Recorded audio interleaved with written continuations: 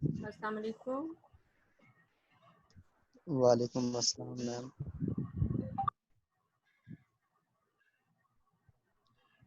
अच्छा जी, हाँ जी, हमने क्या पढ़ा था जी, आईआर स्पेक्ट्रोफोटोमीटर शुरू किया था और उसका हमने इंट्रोडक्शन देखा था। ठीक है, आज हम थोड़ा सा जाएंगे इंस्ट्रूमेंटेशन की तरफ। आईआर की इंस्ट्रूमेंटेशन क्या है? आप सबको मेरी आवाज़ आ रही है ठीक से? जी मैम जी आ रही है। मैम। ओके, तो इंस्ट्रूमेंटेशन जो है वो आईआर की इसमें बेसिकली जो सारे कंपोनेंट्स हैं वो सेम है एज द यूवी स्पेक्ट्रोफोटोमीटर। बल्कि सारे ही जितने भी स्पेक्ट्रोफोटोमीटर हैं उनके बेसिक कंपोनेंट सेम है, थोड़ी सी उनकी टाइप डिफरेंट होगी अकॉर्डिंग टू द रेडिएशंस, और उनके डिटेक्टर डिफरेंट होंगे कि जो उनका जो स्पेक्ट्रा है वो किस तरह से किन दो पैरामीटर्स के एक्स और वाई एक्सिस में किन के दरमियान में ड्रॉ किया जाता है ऑन दैट बेस। ठीक है, तो जो आईआर स्पेक्ट्रोफोटोमीटर है बेसिकली वही कंपोनेंट है उसके कि लाइट सोर्स है, उसके बाद लाइट सोर्स के बाद सैंपल होल्डर के बाद मोनोक्रोमेटर और फिर डिटेक्टर, ऑप्टिकल चॉपर होगा या बीम सेपरेटर होगा। इस तरह के छोटे से इंस्ट्रूमेंट साथ ऐड करके वो पूरा फुल स्पेक्ट्रोफोटोमीटर बनता है। अच्छा, अब इसमें बेसिकली इसको हम क्लासिफाई करते हैं इन द टू टाइप्स। एक हम कहते हैं जी डिस्पर्सिव आईआर स्पेक्ट्रोफोटोमीटर और एक को हम कहते हैं फोरियर ट्रांसफॉर्म इंफ्रारेड स्पेक्ट्रोफोटोमीटर। तो इनके दरमियान में डिफरेंस कोई बताएगा आप में से? आप एक और कोर्स भी स्पेक्ट्रोस्कोपी का पढ़ रहे हो, ठीक है, वो बल्कि मैंने ये आपके व्हाट्सएप ग्रुप पे ही देखा था, पैबियन की बुक शेयर किया हुआ था, बड़ी अच्छी बुक है वो भी। तो अब इन दोनों में क्या मेन डिफरेंस है, कौन बताएगा आप में से?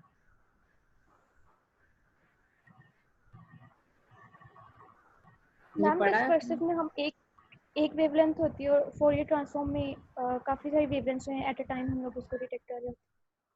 हाँ, ये आपने पढ़ी इंस्ट्रूमेंटेशन उस कोर्स में डिटेल से? नहीं पढ़ी मैम। नहीं पढ़ी है, अच्छा। नहीं चलें, मैम, सर ने अभी कुछ नहीं पढ़ाया। अभी नहीं पढ़ा आपने वहाँ पे, चलें ठीक है, मैं आपको बताती हूँ फिर। डिस्पर्सिव में जिस तरह भी हमने कहा ना कि यूवी में हम एक वेवलेंथ सिलेक्ट करते हैं कि इससे इस रेंज में हमने स्टडी करना है, और एक वेवलेंथ के अगेंस्ट हम फिर उस पर एब्जॉर्प्शन चेक करते हैं, एक स्पेसिफिक रेंज को हम स्टडी करते हैं। तो जो FTIR है वो हर वेवलेंथ पर एब्जॉर्प्शन चेक होती है। सपोज हमें पता है 625 पर सेंटीमीटर से 4000 पर सेंटीमीटर की रेंज है आईआर की, इंफ्रारेड की ना।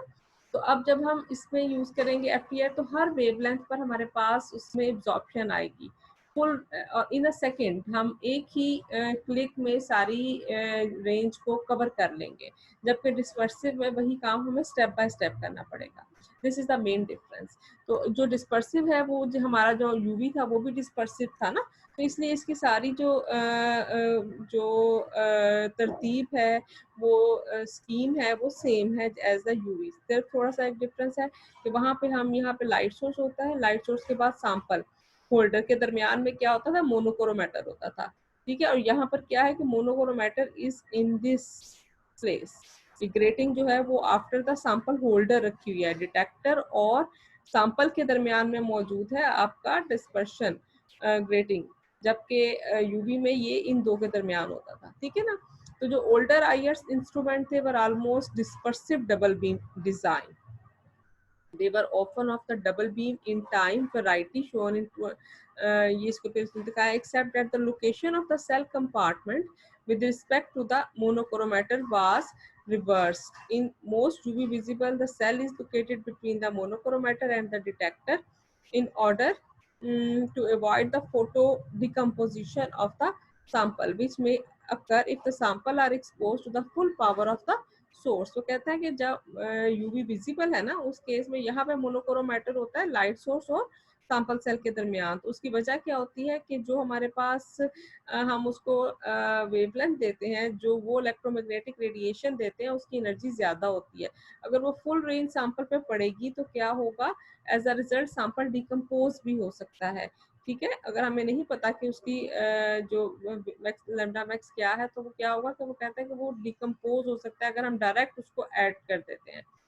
तो इन दैट केस क्या है, चूंकि इसकी जो एनर्जी है वो कम है आईआर रेडिएशन की, इसलिए क्या है कि अब जो डिस्पर्शन ग्रेटिंग है वो between present in the sample cell and the detector. और यहाँ पे इसका फायदा क्या है कि वो जो यहाँ पे हम एरर कंसिडर करते थे कि जो हमारे पास स्ट्रे लाइट आएगी, जो रिफ्लेक्टेड लाइट आएगी और लाइट की और अदर बहुत सारी फ्लक्चुएशंस जो हमें फेस करनी पड़ती हैं यूवी और डिटेक्टर में, वो यहाँ पे इसको मिनिमाइज करता है। जो ग्रेटिंग है वो उसकी डिस्पर्शन को डिस्पर्स करके जो लाइट आपके सैंपल से आती है, सैंपल होल्डर से आती है, उसको वो कवर करता है। which may occur if the sample is exposed to the full power of the source. Note that photodiode अरे इंस्ट्रूमेंट अवॉइड दिस प्रॉब्लम। वहाँ पे जो फोटोडायोड अरे है वो भी इसको सॉल्व करता है, और यहाँ पर कौन सा है, फोटोडायोड भी है और साथ में ग्रेटिंग भी रखी हुई है, because of the short exposure time of the sample to the beam. IR radiation in contrast is not sufficiently energetic to bring about photodecomposition. Also most samples are good emitter of IR radiation because of the factor the cell compartment is usually located between the source and the monochromator in an IR instrument. As discussed earlier in this section, the component of IR instrument differs significantly. अच्छा, आपने वो पहले देख लिया था कि जब light source होगा वो थोड़ा सा डिफरेंट होगा, डिटेक्टर थोड़ा सा डिफरेंट होगा, तो वो सारा इसमें यही चीजें हैं। अब यहाँ से हम FTIR की तरफ आते हैं। FTIR spectrometer first appeared on the market 1970 में. They were bulky, expensive, and required frequent mechanical adjustment. For these reasons, their use was limited. Excuse me ma'am, जी जी मैम 2-3 स्टूडेंट्स हैं, वो आपको रिक्वेस्ट कर रहे हैं, उन्हें ऐड कर लें प्लीज। हाँ, मैंने कर लिया है। Okay ma'am, thank you. तो Fourier transform instrument contain no dispersing element. क्या फर्क है इसमें कि इसमें कोई डिस्पर्सिंग एलिमेंट नहीं है। And all wavelengths are detected and measured simultaneously. जितनी भी वेवलेंथ्स है वो डिटेक्ट भी की जाती हैं और मेजर भी की जाती हैं simultaneously. Instead of a monochromator and interferometer is used. क्या चीज ऐड हुई है वहाँ पे, मोनोक्रोमेटर को हमने जो है वो ओमिट करके वहाँ पे इंटरफेरोमीटर रख दिया है। It is used to produce interference pattern. Interferometry क्या चीज है बेसिकली, किसी को पता है?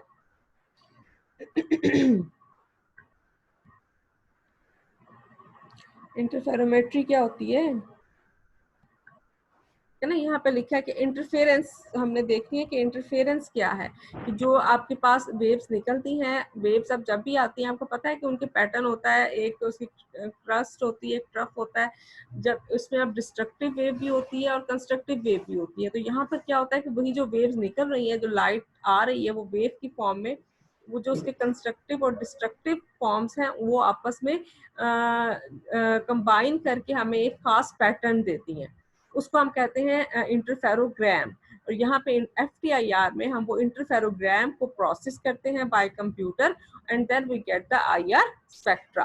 ठीक है जी, अभी इसको हम डिटेल से देखते हैं कि interferometer is used to produce interference pattern that contain the IR spectral information. The same type of source used in dispersive instrument are used in FTIR spectrophotometer. Transducer are typically triglycerine glycine sulphate. Transducer यहाँ पे कौन सा use होना है, triglycine sulphate. आप pyroelectric transducer, आप mercury cadmium tellurate, आप photo detective transducer के तौर पे यूज होता है मर्क्यूरी कैडमियम टेल्यूरेट वाला, और जो पायरो इलेक्ट्रिक ट्रांसड्यूसर है वो ट्राईग्लाइसिन सल्फेट है। In order to obtain radiation power as a function of wavelength, the interferometer modules the source signal in such a way it can be decoded by the mathematical equation. वो जो है ना Fourier transform equation है। mathematical equation क्या है, Fourier transform equation है basically. FTIR, FT क्या है, मैथमेटिकल इक्वेशन है जिसको सॉल्व करना है कंप्यूटर ने, और वो जो आपका इंटरफेरोग्राम है वो कन्वर्ट हो जाएगा आपके IR स्पेक्ट्रोफोटोमीटर में, और कंबाइनली हम इसको कहेंगे this is the FTIR. The theory of FTIR is discussed, हम आगे देखते हैं। मोस्ट जो बेंच टॉप FTIR है वो सिंगल बीम है. In order to collect the spectrum of the sample, the background spectrum is first obtained by FTIR of the interferogram from the background. Solvent, ambient water, carbon dioxide, वो सारी background से उसका एक spectrum draw कर लेता है और फिर आपके पास जो स्पेक्ट्रम सैंपल का स्पेक्ट्रम आता है वो ऑटोमेटिकली उसको सब्ट्रैक्ट करके हमारे पास final the ratio of the single beam sample spectrum to that of the background spectrum is calculated and absorbance और transmittance जो है वो हम वर्सेस वेवलेंथ और वेव नंबर प्लॉट की हुई आती है, हमें करनी नहीं पड़ती बल्कि वो खुद प्लॉट करता है। बेंच टॉप जो इंस्ट्रूमेंट है purge the spectrometer with an inert gas, dry carbon dioxide to reduce the background absorption from water vapour and carbon dioxide. पहले हम उसकी पर्जिंग कर देते हैं इनर्ट गैसेस से या फिर ये कार्बन डाइऑक्साइड या कार्बन डाइऑक्साइड से क्यों करते हैं, क्योंकि उसमें वो जो है उसका मैंने आपको बताया था डाइपोल मोमेंट 0 होगा जिसकी वजह से वो इसके लिए एक्टिव नहीं है। ठीक है, तो मेजर डिसएडवांटेज FTIR का डिस्पर्सिव के ऊपर क्या है कि better speed, sensitivity, better light gathering power, ये होती है। अच्छा, अब यहाँ पे हम इसको थोड़ा सा देख लेते हैं कि FTIR जो सा ये काम कैसे करता है। ओहो, ये कहाँ चला गया। अच्छा, 51 पार्टिसिपेंट हो गए अभी, चले, और अभी 10 मिनट्स हो गए। अब आपके अटेंडेंस का अगर मैं अटेंडेंस लेती हूँ तो क्लास का टाइम थोड़ा रह जाएगा। आप बाकी लेक्चर्स में कैसे अटेंडेंस को फॉलो करते हो बेटा? मैम कुलसुम अटेंडेंस लगाती हैं हमारी। वो तो टाइम इतना ज्यादा उसमें ही लग जाता होगा। मैम वो पढ़ाती थोड़ा थोड़ा है, आपसे हम ज्यादा पढ़ते हैं। अच्छा, बाकी सारा टाइम अटेंडेंस ही हो जाती है। ये तो फिर अटेंडेंस लेना तो फिर एक बहुत बड़ा सा वो काम हो जाएगा। चलें फिर आज के पहले मैं अटेंडेंस ले लूँ। अब काफ़ी आप लोग हो गए, बाकी आप में शुरू करते हैं। पहले मॉर्निंग की करते हैं। हमजा यूसुफ प्रेजेंट है, Irshad, Tahseen, Aneela, Aqsa. Attend your roll call please morning के स्टूडेंट्स। अभी तक कोई प्रेजेंट नहीं हुआ। ताहिर मैम ये मैम evening की है। अलीना प्रेजेंट। ये टीचर BS6 की नहीं है मैम। क्या है ये? इवनिंग मैम के ये मॉर्निंग स्टूडेंट्स के की है। बच्चे तो नहीं है। हाँ, ये इवनिंग के स्टूडेंट्स हैं। इवनिंग के स्टूडेंट्स हैं, ठीक है। इवनिंग के स्टूडेंट्स में से कोई प्रेजेंट है इनमें से? ओह नहीं, ये तो MSc का खुल गया हुआ है। खैर ये मॉर्निंग का शुरू खुला हुआ। एक सेकेंड जरा।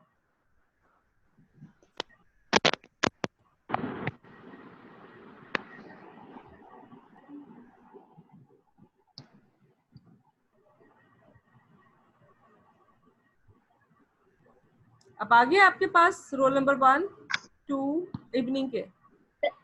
Role number 1 present ma'am.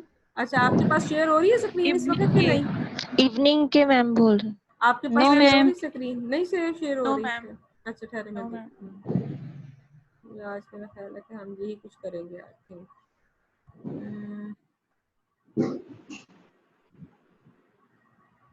अब हुई? Yes, ma'am.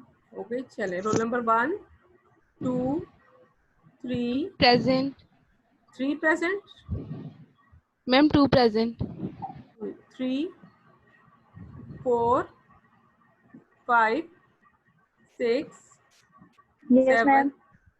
7, 8, yes ma'am. 9, 10, 11, 12,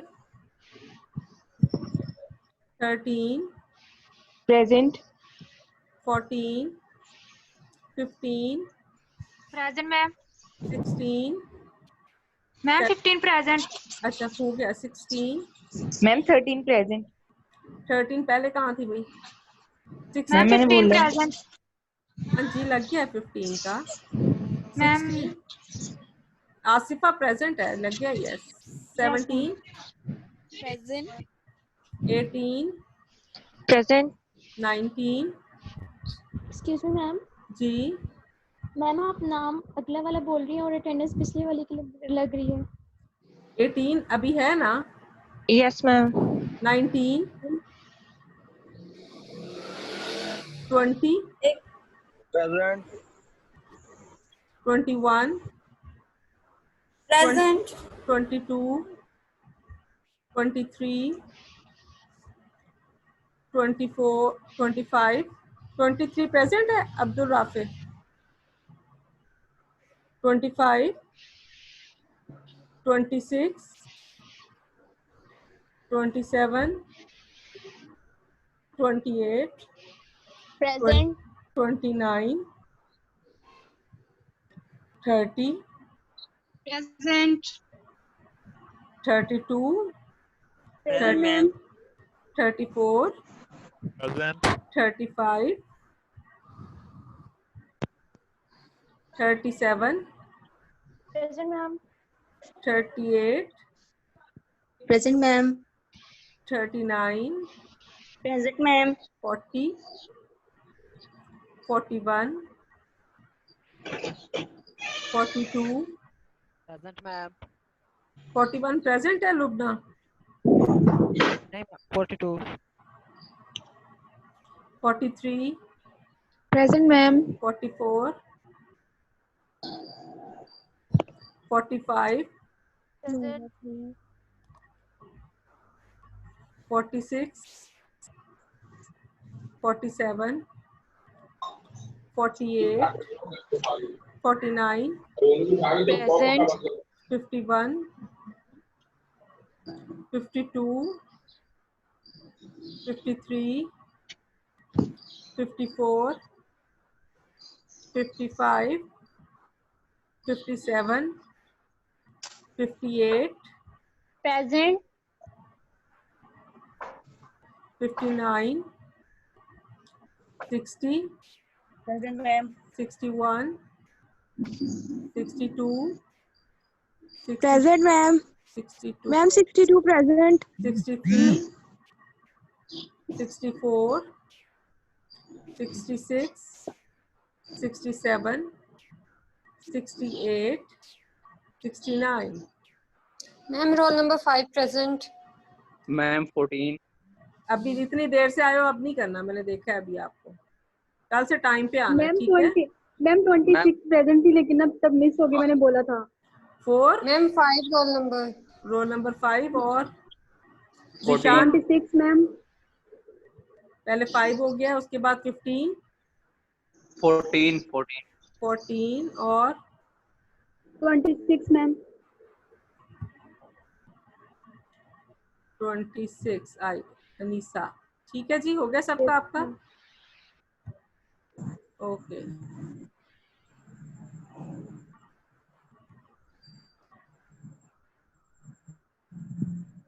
अच्छा जी, अब मॉर्निंग की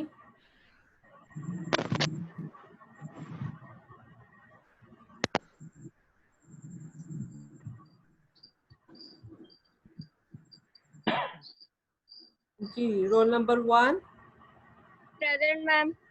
2, 3, Present, ma'am.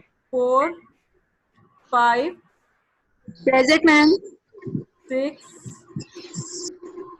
7, 8, present ma'am. 10, 11, Present. 11, 10 present, ma'am. 10 present है, 11 प्रेजेंट। अनीसा है, yes ma'am. 13, ma'am roll number 6 present है, वो बोल रही है कि present है। अच्छा जी, 13, प्रेजेंट मैम। 17, आप सब लोग म्यूट करें अपने आप को। 16, जिससे बोलना सिर्फ बोले। 17, 18, present ma'am.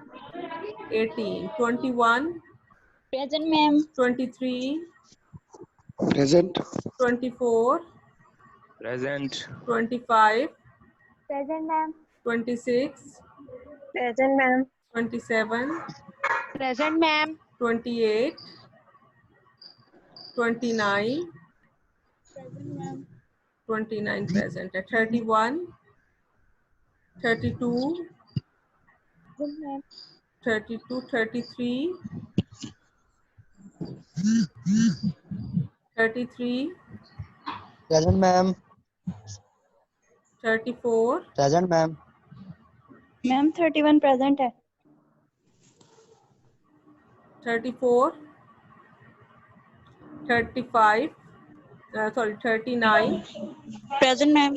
40, present ma'am. 44, Present, ma'am. 45, 46, Present, ma'am. 47, Present, ma'am.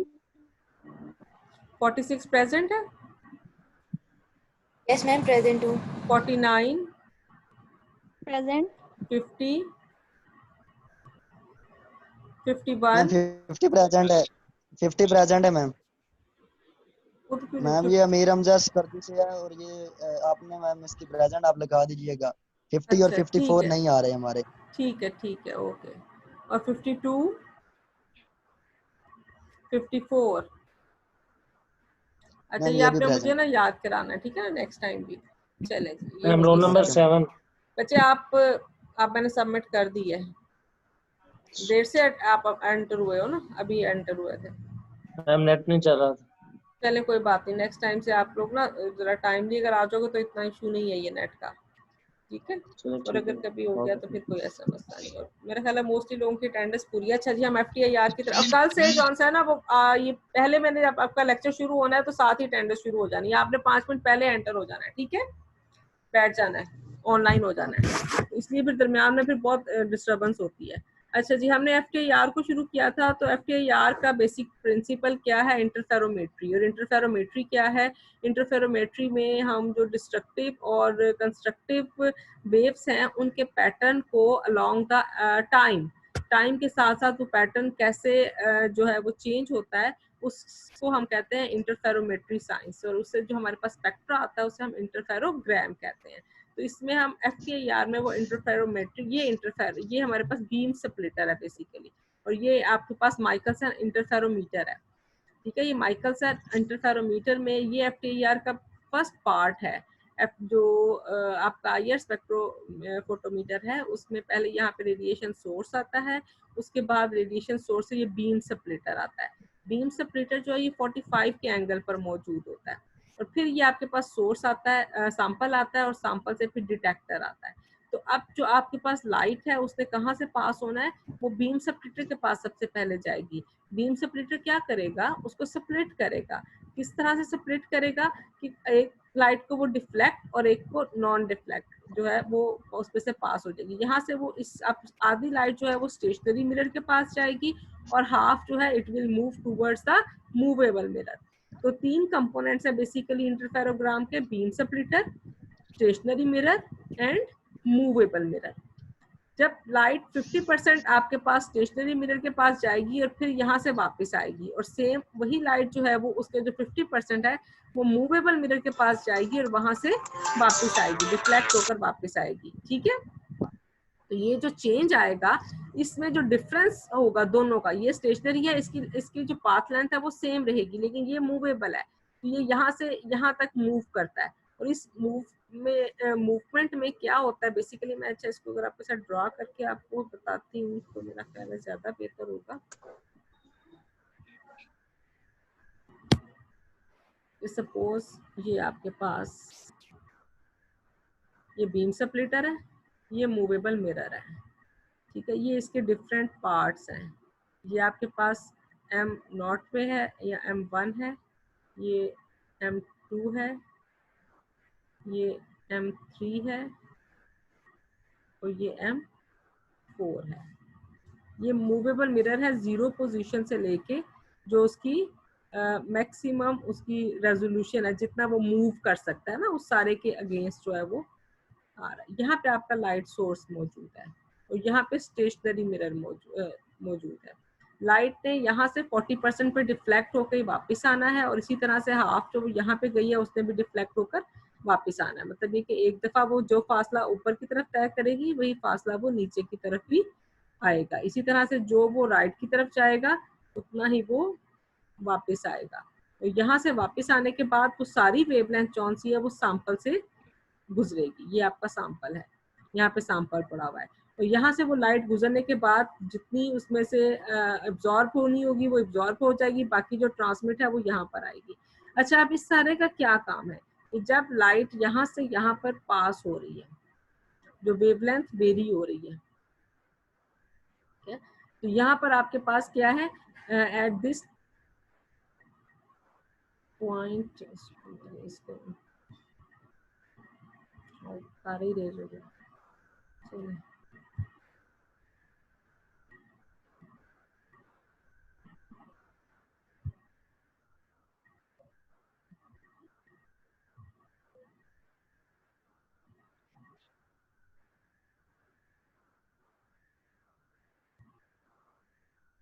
फिर रेजर ही नहीं खत्म हो रहा।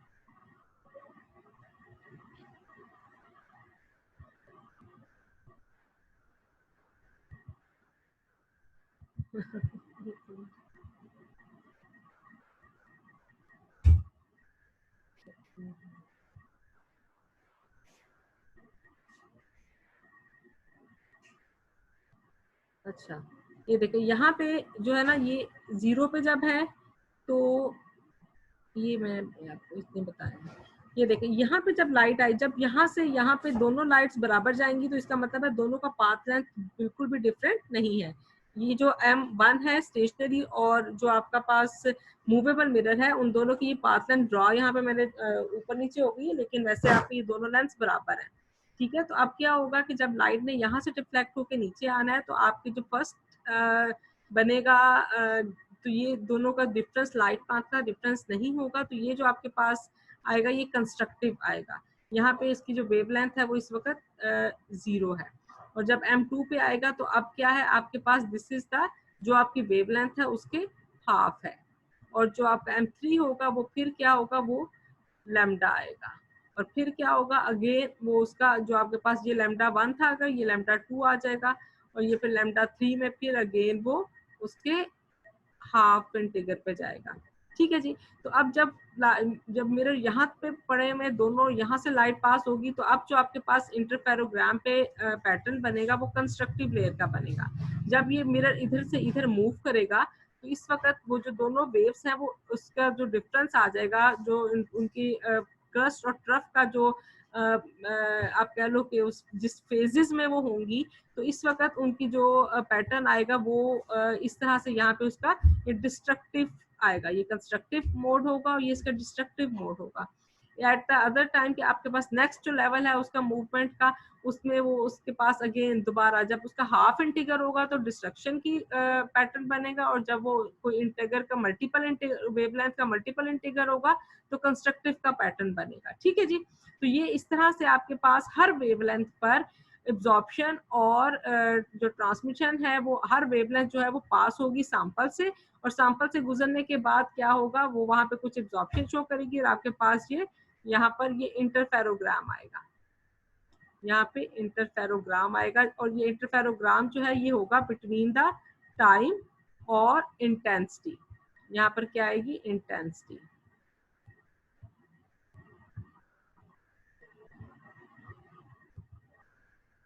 ठीक है, और जब आप इसको यहाँ पे कंप्यूटर आएगा, कंप्यूटर से ये क्या जाएगा, फिर ये आपके पास फिर FTIR का स्पेक्ट्रम आएगा। कंप्यूटर इसको कन्वर्ट करेगा, कैलकुलेशन करेगा, इस पे फोरियर ट्रांसफॉर्म इक्वेशन लगाएगा, और अब आपका जो IR आएगा वो आपके पास उसकी transmittance along the x axis आपके पास वेव नंबर या फ्रीक्वेंसी के अगेंस्ट आएगा। ठीक है, तो ये थोड़ा सा मैंने आपको रफ स्केच किया, अब इसको हम थोड़ा सा पढ़ते भी हैं यहाँ से। अच्छा, अब आपका टाइम जौन सा है ना, आई थिंक वो यहाँ पे पूरा हो गया। आप सब लोग मुझे दोबारा जौन सा है वो ज्वाइन करें, ठीक है? Okay okay ma'am. मैम अभी मैम 9 बजे क्विज है, देख लें आप। 9 बजे क्विज है आपका? Yes ma'am, ma'am Kulsum. अच्छा चले ठीक है, फिर हम कल इसको आगे से शुरू करें। ठीक है, फिर आपसे पूरा नहीं होगा ना, वरना हाफ एन आवर पूरा नहीं होगा। चले ठीक है, कल फिर लेकिन आप लोग बस ये रखिएगा, मैंने ना सबसे पहले आपकी फिर अटेंडेंस लेनी है पूरे 8:15 तक। ठीक है, और फिर हम उसका 15-20 मिनट जितने भी मैंने कहा था उस पर लेक्चर लेंगे। ठीक है जी, okay okay ma'am. Okay ma'am. चलिए ओके मैम अगर जी। पॉसिबल है तो प्लीज आईआर के दोनों लेक्चर जो है वो शेयर कर दें अगर पॉसिबल है तो। अच्छा मैंने करने थे, लेकिन मुझे बताएं बस ये आईआर वाला ही रहता है या उससे पिछले वाला भी कोई रहता है आपका जो शेयर नहीं हुआ? Ma'am applications of visible spectroscopy वाले रहते हैं, एप्लीकेशंस ऑफ वो भी यूवी। मैंने उस पे आपके साथ लिंक शेयर नहीं किया उसका। यस मैम एप्लीकेशन रहती हैं और ये दो लेक्चर। चले वो मैं फिर भी कर देती हूँ, ठीक है। चल thank okay ma'am thank you. You. Okay अल्लाह हाफिज़। अल्लाह हाफिज मैम।